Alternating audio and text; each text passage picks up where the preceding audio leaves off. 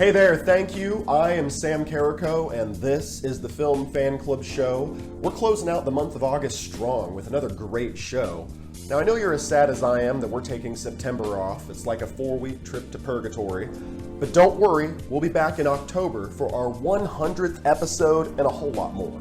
Wow, 100 episodes. That's got me feeling old enough to run for president. Today we're diving into the Alien series, and boy, do we have a treat for you. Ricardo Saucedo will join us shortly to break down Alien Romulus. But first, I need to talk about how every time this franchise comes up, I feel like I'm preparing for battle to defend two particular entries, Prometheus and Alien Covenant. Now, we all know that the original Alien is a perfect horror film. It's like the Mona Lisa of space horror. Timeless, unsettling, definitely not hanging in my living room because it would just freak me out every time I walked by. Then there's the sequel, Aliens, a perfect action film, which, like my high school gym class, is all about getting pumped and going hard until you're face to face with a chest burster. As Ricky and I dissect Romulus, you'll find that it's trying to blend these two styles. But what I appreciated about Prometheus and Covenant is that they swing for the fences with their bold stories, like they're playing baseball at an alien planet's Little League. Romulus tries to emulate the original film's director, Ridley Scott, but Prometheus and Covenant, they bring back the original director himself, not to recreate what he's already done, but to do something new. Reminds me of another underrated prequel series. Prometheus takes the audacious step of not even including Alien in the title, instead luring you in with the characters, the world building, and the story, before eventually making you realize, oh shit, is this an Alien prequel? And speaking of characters, we just gotta take a moment to acknowledge David, played by Michael Fassbender. He's like an AI version of that artsy friend who always takes things too far at dinner parties, questioning existentialism while you're just trying to enjoy your mashed potatoes. Android villains are no strangers to this series, but Fassbender adds enough nuance to make you wonder whether you should be terrified of him or just impressed by the acting chops. David embodies the whole theme of Prometheus and Covenant, by the way, which is creator versus creation. His creator, Peter Weyland, dies in his quest to meet his own creator, the engineers, thinking they'll hand him immortality like it's a video game cheat code. But as for David, he sees it all through a different lens. He understands the flaws of humanity because he was created by humans. It's further explored in Covenant, where David's first interaction with Weyland is like a family therapy session gone horribly wrong. And it's cemented later when we see David killing the engineers in what could be seen as metaphor for the Great Flood. Hell, the titular ship from the movie The Covenant is a colony vessel, a metaphor for Noah's Ark. But I know what you're thinking. When do the xenomorphs come in? These are alien movies after all. Well, if God, the engineers, create man, and man creates technology, what does technology create? The perfect organism. When David's asked what he believes in, he simply replies, creation. And if that's the theme and this is a biblical allegory, the ending to Covenant is terrifying.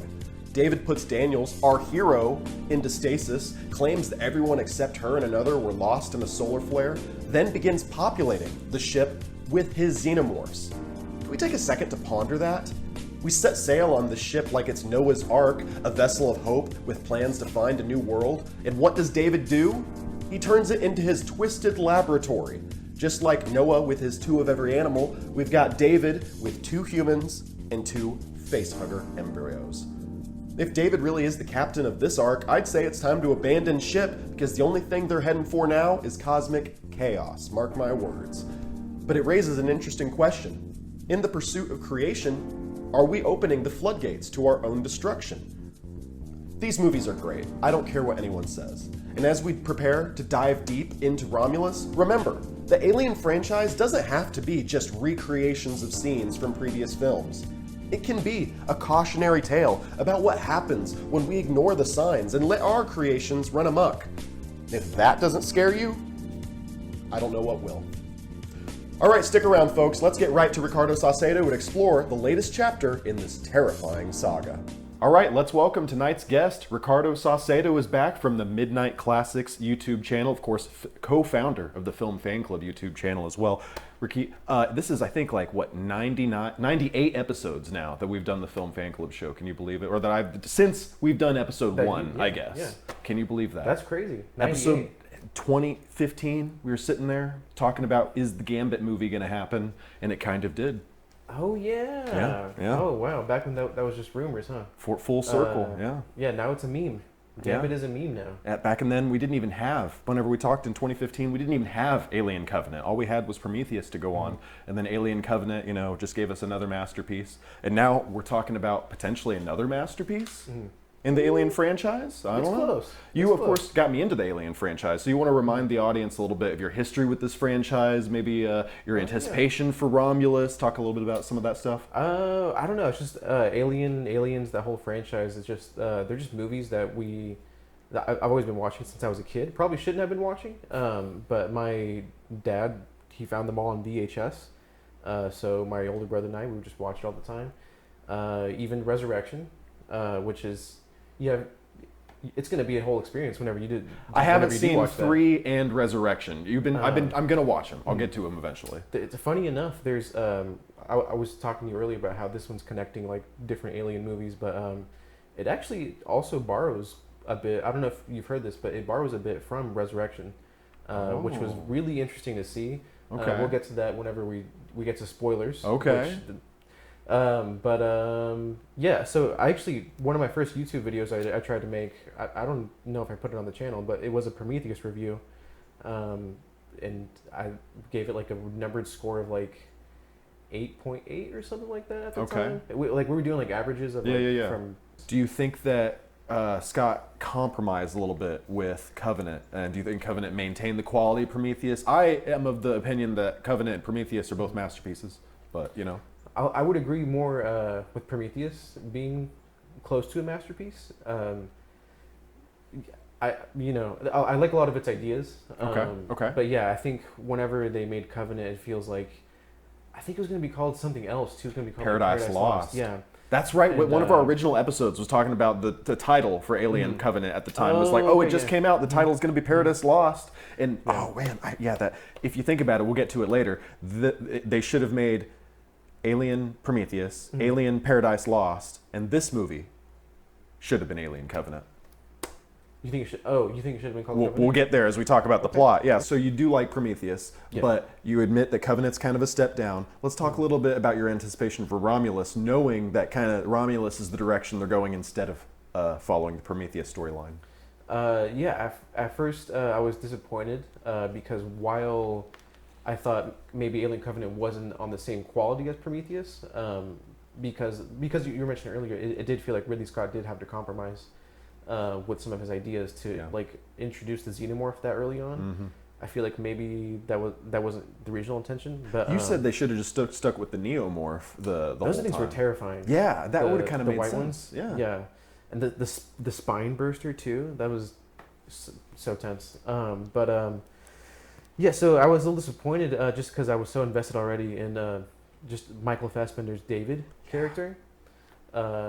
Amazing, and I know we're going to talk more about him later on. Yeah, all this is important groundwork to lay for our discussion of Alien Romulus. Yeah, but when, and even the trailer, I was like, it just feels like a generic Alien remake. But then finally sitting down and seeing the movie, I think I left, first of all, I left very satisfied, and I think it did incorporate enough ideas from Prometheus and Covenant that anyone that had investment in that, they're going to be happy. Yeah, I think. I'm going to talk about it in the monologue, but yeah, I love Prometheus, Alien Covenant. I'm so bitter that they didn't, and I'm still pretty bitter because we're going to talk about how they could have made this a sequel to Alien Covenant and still made a very crowd-pleasing movie. But in terms of what they wanted to do, they wanted to make a crowd pleaser. This is, I left feeling very satisfied. with the story, though, I don't know if the story is as rich as I thought Alien Covenant was, as rich as I thought Prometheus was. I'm still very hurt by that. But yeah, I think in terms of if I'm Disney and I want, or 20th Century Studios, and I want to make a very successful Alien film that brings audiences, general audiences back, I think they did it. My audience, I saw this with, I don't know about you, I'd love to hear what yours was, but my audience was very pleased. It felt like whenever they were leaving, they were buzzing. Yeah, no, everyone was into it. There was quite a few surprising moments that I think everyone was like, "Oh my god!" or like, "I can't believe they're doing this." So I mean, if we can start talking, let's start talking about it. Go ahead. There was just one of the first things they introduce a character who you find out is pregnant, and I turned to my friend Oscar, and I'm like, "All right, we'll see how dark this movie goes with like." If they kill a pregnant woman, first of all, or what they end up doing with her, because it's like, why would they mention that? And then that ends up becoming like, really crazy. The surprise ending. I knew. So it's like they mentioned a lady is pregnant, and I'm like, oh yeah, she's gonna die. Didn't know how far it was going to go. So let's start talking about some plot points, or some specific things. I actually wrote, last week we did notes for House of the Dragon, and it was a big hit. So I wrote more notes for Alien. We're stepping up. As you get to the 100th episode. 9 years in, it's like, let's start taking notes. First thing I have written down is Fede Alvarez direction. One thing that this is a step in the right direction. Brought the scare factor, I thought, back to, this sounds like a cliche box thing you would say, like a DVD box quote, but it did bring the scare factor back to this franchise and highlighted one of the things that Covenant's a great film. Maybe not the best idea to shoot the alien in broad daylight. Yeah. It's all about the right lighting, the right cinematography. Similarly with Michael Keaton's Batman in The Flash, whenever he's in broad daylight, I'm like, what are you doing? This, whenever you see the alien, the xenomorph, it feels right, you know. I don't know. What did you think about what Fede Alvarez brought to this franchise with his direction? Bringing everything back to its roots. I think people may have. It's been such a long time, especially since a lot of people also hear maybe skip Alien 3, maybe skip Alien Resurrection. So that's what I did. When did Aliens come out? What was it, like 1980 something? Aliens was 86. Yeah. So it's been such a long time since there's been a traditional kind of alien movie with that formula. There's been like knockoffs, like I can think of Life, like that movie from a few years ago. I liked that, and I did too because it followed the Alien kind of format. But here it is back proper, and just from the few opening shots, it's like it's quiet, and it makes you think, oh yeah, in space, no one can hear you scream, and just those. I think it was the shots of. Would it be the ship from Alien 1 that was found? In this movie? I don't believe it was. They found the. Are we getting to spoilers? We can go into spoilers. I read. Hang on. Before we jump into spoilers, let people know. Do you recommend the movie? And then we'll jump into spoilers. I do. I highly recommend the movie. I loved it. Fuck. That's Ricky's suggestion. We'll get to mine as we get to the end of the spoiler section because I want to know: is this movie? We'll get to my big question that I'm going to pose here in a second. But let's go ahead and talk a little bit more about. But before getting into spoilers, talk about his direction. Fede Alvarez's direction. Yes. Fede. I'm not sure. I apologize. You said Fade first, so I'm just going with it. I like being on this new planet, this mining colony. It seems like. And they're just stuck there, like generational work, I guess. They're seeing their parents live and die on this planet, and they are the protagonists. They're like a group of 20-something-year-olds. They're looking for a way out. They know they're kind of screwed if they don't. And everything's dark. It's moody. It feels like grungy, like dirty. Lived in. Yeah. Kind of, it's kind of what Star Wars should feel like sometimes, Oh, you're making me want to say it. All right. Is this movie Star Wars: The Force Awakens? And let me pitch it to you this way, okay? I feel like I need to jump into it right now. This movie takes a lot of the aesthetics of the original Alien movies. It is a sequel, technically, but follows a lot of the original beats of the original Alien movies. Right. So it's like, here's a bunch of everything you like, but slightly different, as I think Red Letter Media would say. is this movie and stuff that you're talking about just reminds me, yeah, it's like, oh, we're getting away from all that, remember what Ridley Scott did in the prequels. Yeah. Like all that, like with the CGI looking xenomorph and all that, we're getting a guy in a suit again and all this and blah, blah, blah, and all the dumb politics, or in this case, science stuff that he tried to do, and with the gods and all that, and it's just, it feels a lot like The Force Awakens. Yeah. I believe Mike Sokolosov, I think he used the word, or he said soft reboot. Okay. It's a sequel reboot. Yeah. But no, that's essentially what it is. It's But you think it works in this way though? I think it does. Is it a better version of that than The Force Awakens? Yes. Okay. Yeah. First, I mean, it's a better movie, I think, than The Force Awakens. Yeah. The Force Awakens was great at the time. A lot of like what detracts from it now is what happened with the sequels, I think. Because I watched it and I was like, this is amazing as long as the sequels continue, a new story. Because it's great to remind people like what the original can do, what it can be like. But I hope they continue in a new direction. Yeah. So you talked a little bit about setting up the world. I really enjoy that. Cailee, I like seeing on world, I guess, because we spend so much time off world in these movies. So it was it was nice to see what it's like for Cailee Spaeny and her AI brother. I really like Cailee Spaeny. I don't know if you've seen Priscilla or Civil War, the movie that came out earlier this year. Yeah. Civil War. Did you see that one? I did. Yeah, it was fantastic. She was great in that. Yeah. So she's having quite the year. I've become quite a big fan of Cailee Spaeny. Her AI brother, I thought that was a really good storyline. We'll talk a little bit more about what happens with him. He standout performer. I knew Cailee Spaeny was going to be great because I've seen her in these other roles. She was great. He was a standout performance. The score, the cold open. Whenever you see the outline of the xenomorph, what was it? Was it a hardened xenomorph at the beginning? He was like fossilized or something. A fossilized xenomorph, yeah. And you don't quite know what you're looking at first, but then, and I was curious, how are you going to do the opening titles? Because it's very iconic the way they come on the screen. They do the opposite. It's all like splat. It's all there at once, and then it fades away, and I was like, oh, it's nice. That was good. I like that. In the way that this is The Force Awakens, I mentioned I like Cailee Spaeny. She is kind of like Rey, though. Would you say? I've never seen the sun before. I didn't know there was this much green in the entire galaxy. Yeah. Corporate wants you to find the difference between these two pictures. They're the same picture. She's a lost female hero. Orphan. Is she the key to everything? She could be the key to all this. I bet there's some deleted scenes where she's the key to everything. Right, and then I think Andy probably took her midichlorian count as well. It was up there, first of all.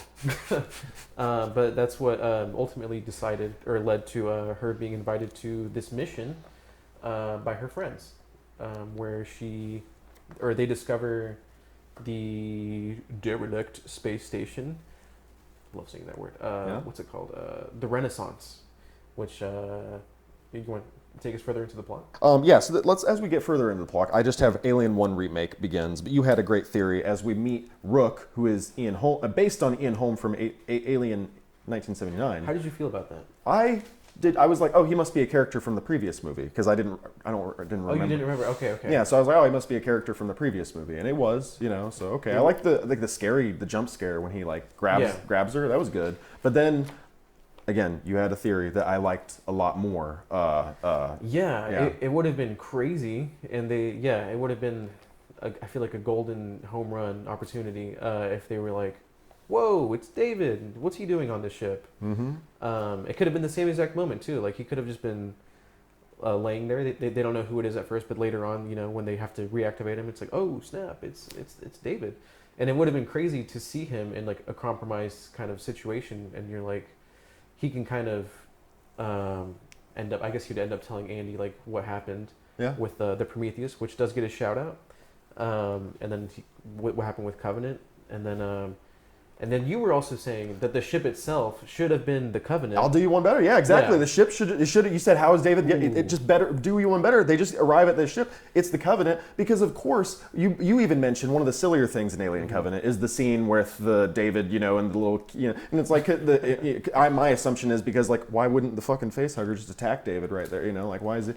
But this kind of would answer that because like the ending of Covenant, the implication if you see him all in wreckage in this, it's like, well, of course that wouldn't go well, you idiot. You know, of course, like that wouldn't. So now it's like, yeah, it didn't end up well. We see the aftermath. You know, there's some face huggers there, and there's because like there was a bunch of fake face huggers on the Covenant at the end of Alien Covenant, and then you would have taken some very minor tweaking in the script to make Rook just a compromised version of David. It would have made so much sense. Then he would have had the same prime directive basically. Yeah. It would have been his own motivation, but that's more interesting, I think. I think so. Yeah, it would have been the best way possible to unite just all the movies. And then you ideas. still write it do it in the way that they're like it still kind of feels like Alien 1. You still have that tonal, but you have the plot threads continuing.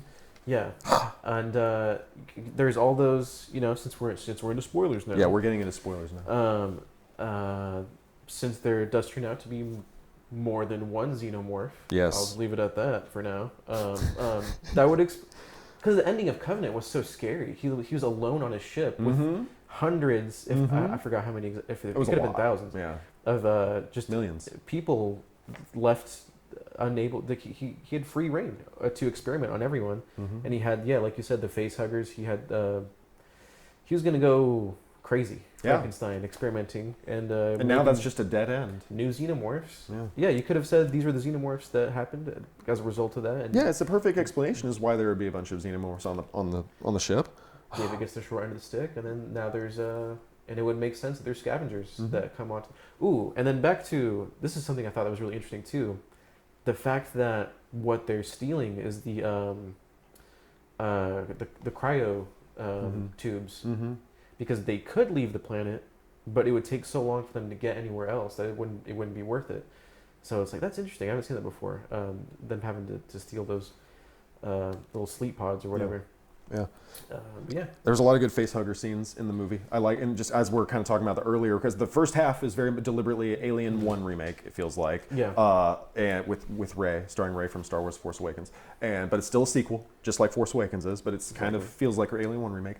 You get a lot of, but in that, you get a lot of good face hugger scenes. I like the one with the water. That was really fun. And then I like the one with the temperature, the body temperature. That was really good. And then of course it starts going crazy, and then it's scary. It brought the scare factor.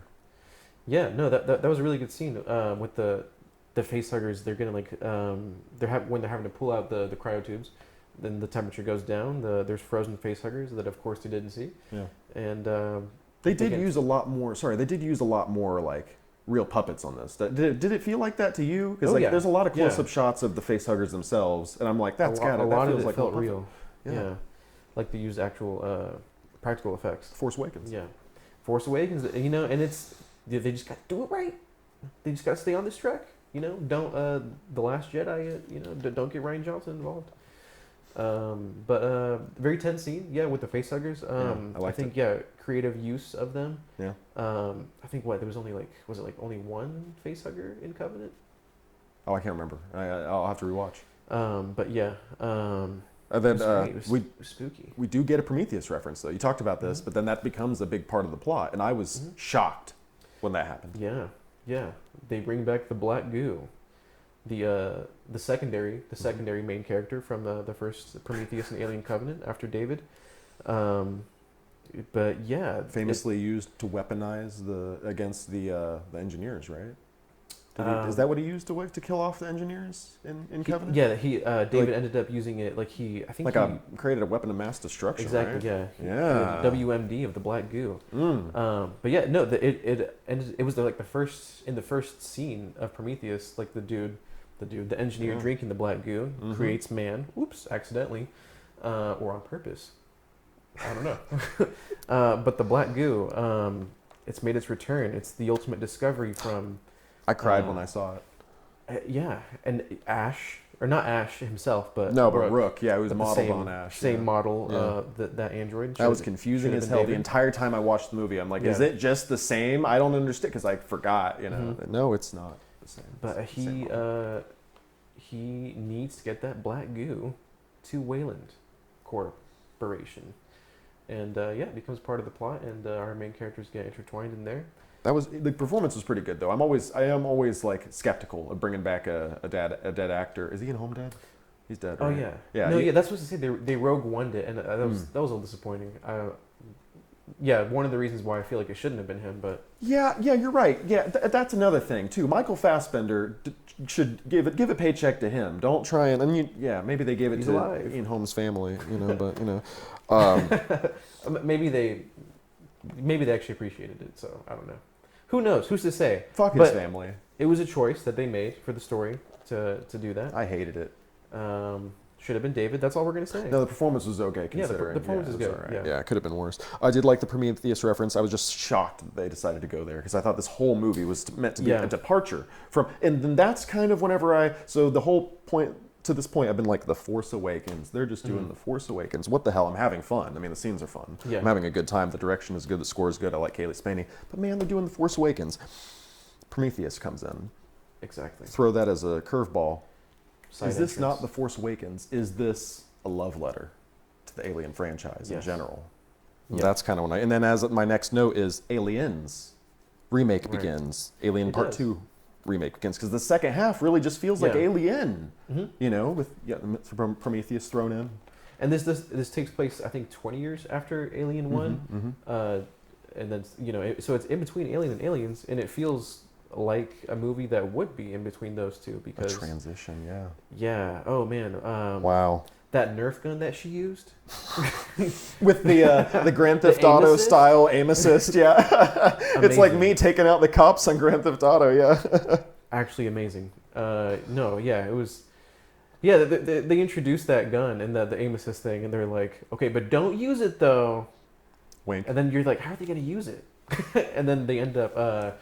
Pretty creative way. Great scene. We could talk about that too, gravity, because that's my next note. Is awesome zero gravity acid scene. I loved that action scene. It was really good. Yeah, very creative use for those who are watching. Only watch the film Fan Club show. Don't watch the movies we talk about. Yeah, they do. They turn off. They introduce the mechanic of the gravity turning on and off throughout. So they turn off the gravity, and it's like we got to dance around the acid. Sometimes I was like, bullshit. That you would be dead. It kind of felt like the world's hardest game of operation.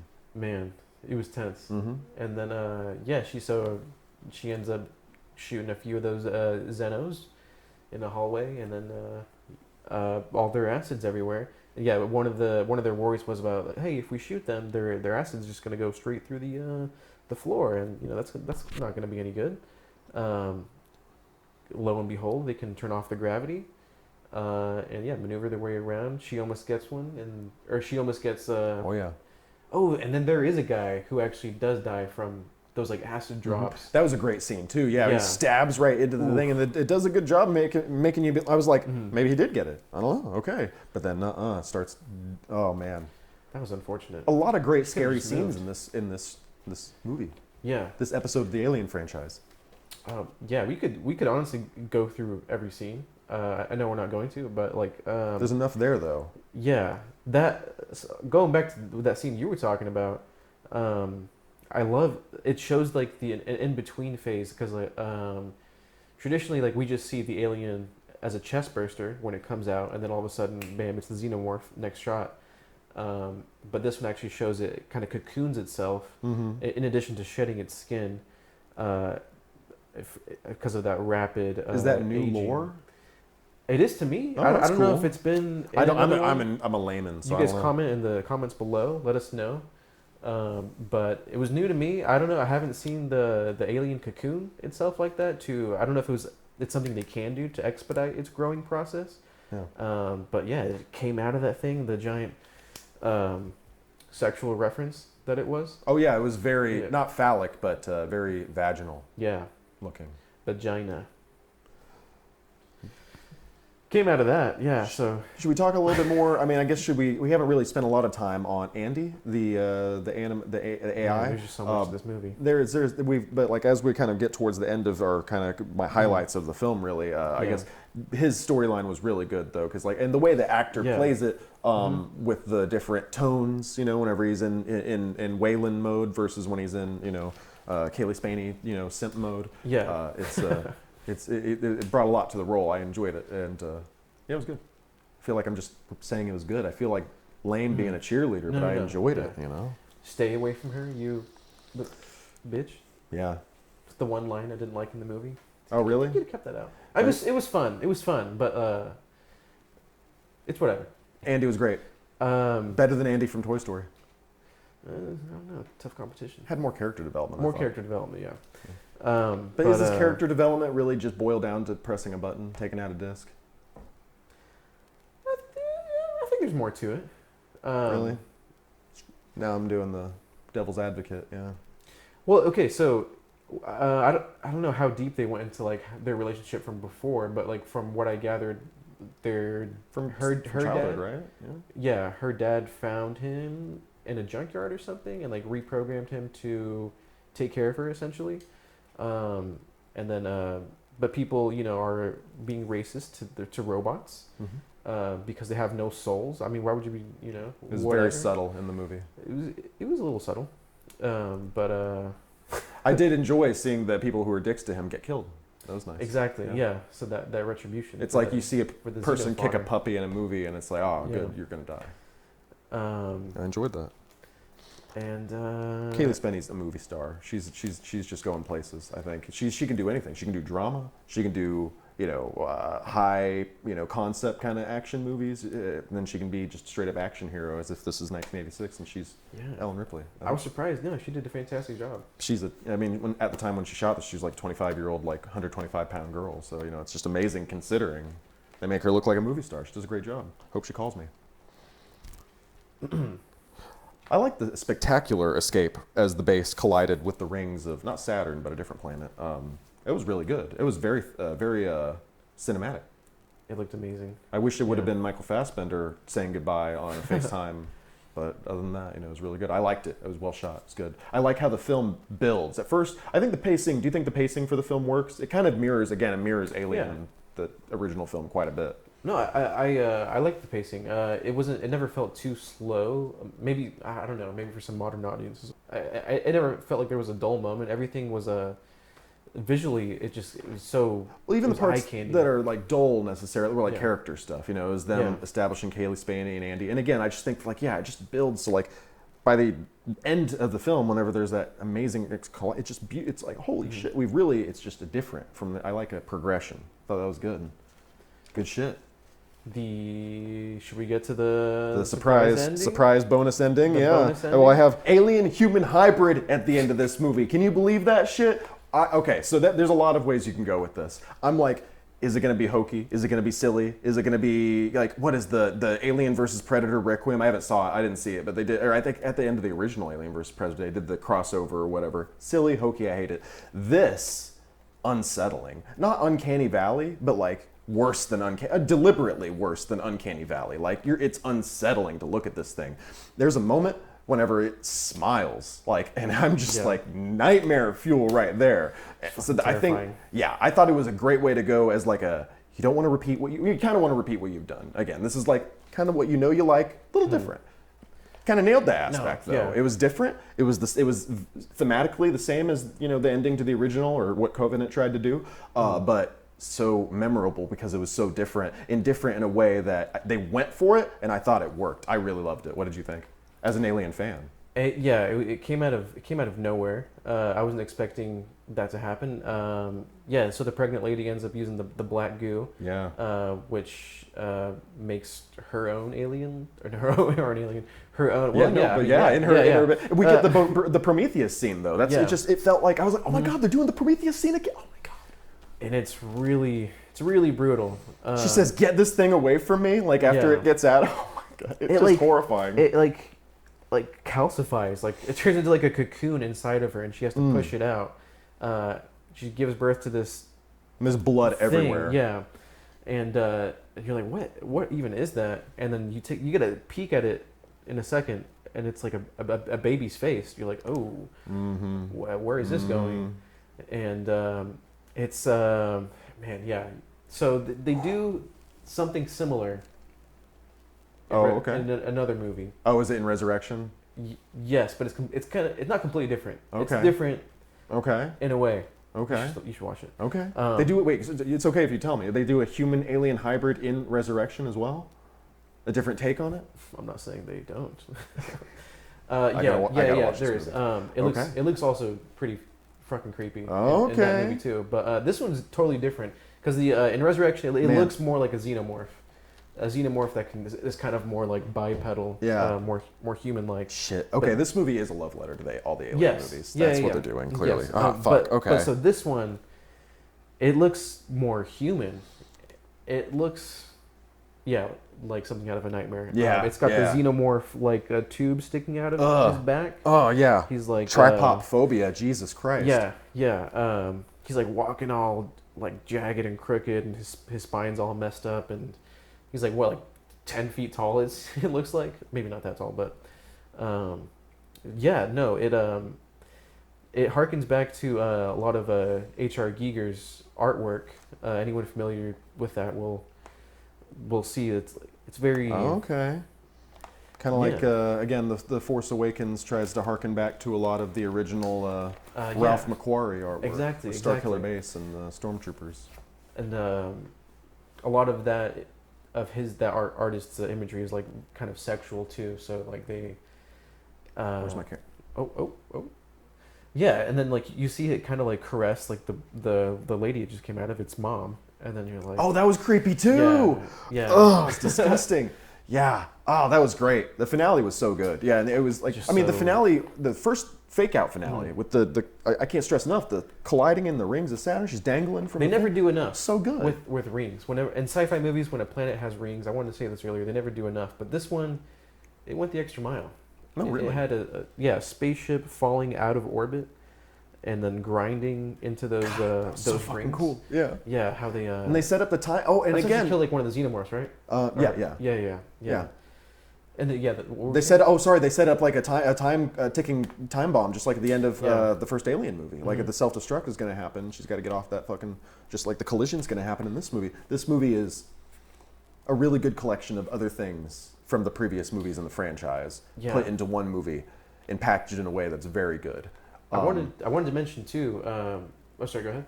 No, that's about it. Yeah. Not sure if I like that or not, but that's basically what this movie is. Would you agree? I think it might be what it needed, what the Alien franchise needed, because I feel like so many people have, like I said earlier, like have just forgotten what it can be, and so this is a good way to like catch everything up.